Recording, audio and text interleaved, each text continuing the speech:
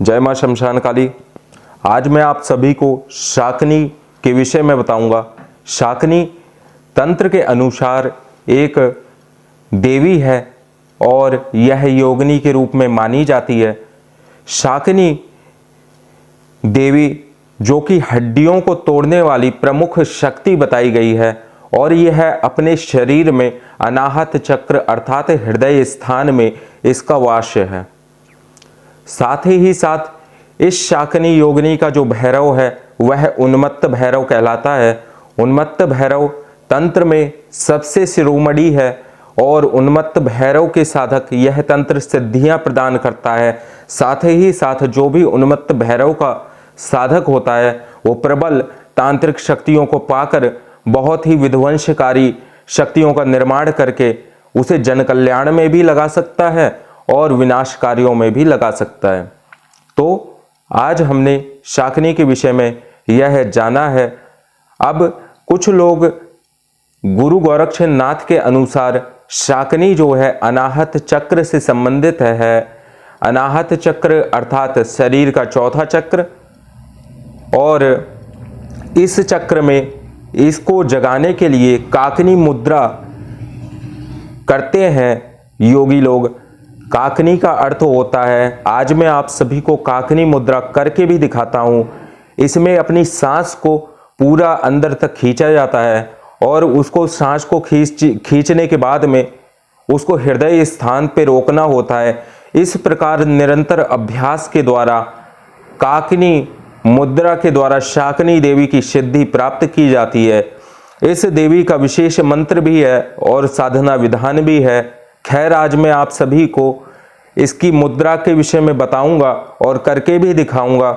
और इनका जो मंत्र है, साधना है, प्रायः वह सार्वजनिक रूप से यहाँ पर नहीं दी जाएगी, क्योंकि यह साधना यह एक तीव्र विलक्षण देवी है और शाकनी माता काली की योगिनी होने के कारण डाकनी और शाकनी की साधना अत्यंत उग्र है। यह उग्र शक्ति है, विध्वंसक शक्ति है, तो कल्याणकारी भी है।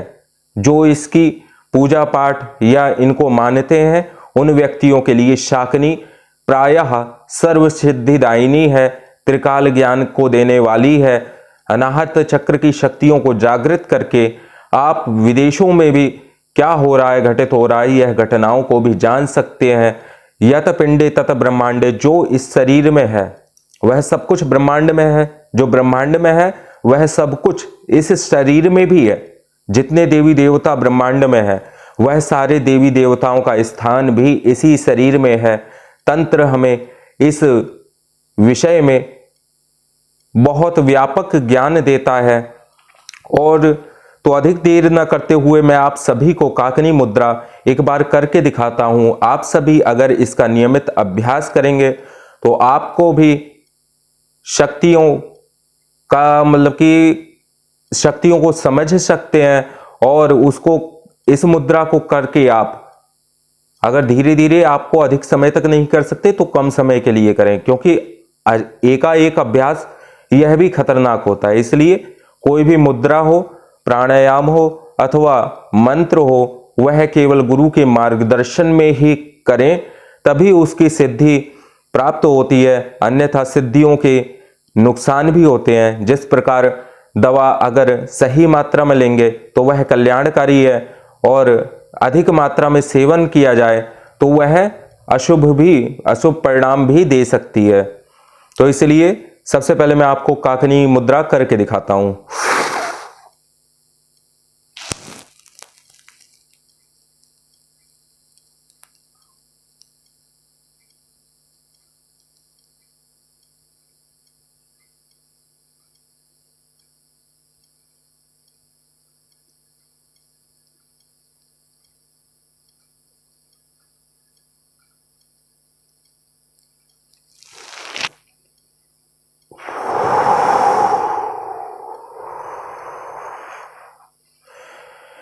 इस प्रकार अभी तो यहां मैंने आप सभी को कम समय के लिए यह करके दिखाया है, जबकि इस मुद्रा को 15-15 मिनट तक अपनी सांस को अनाहत चक्र पर रोक कर इस मुद्रा के अभ्यास को बढ़ाया जाता है।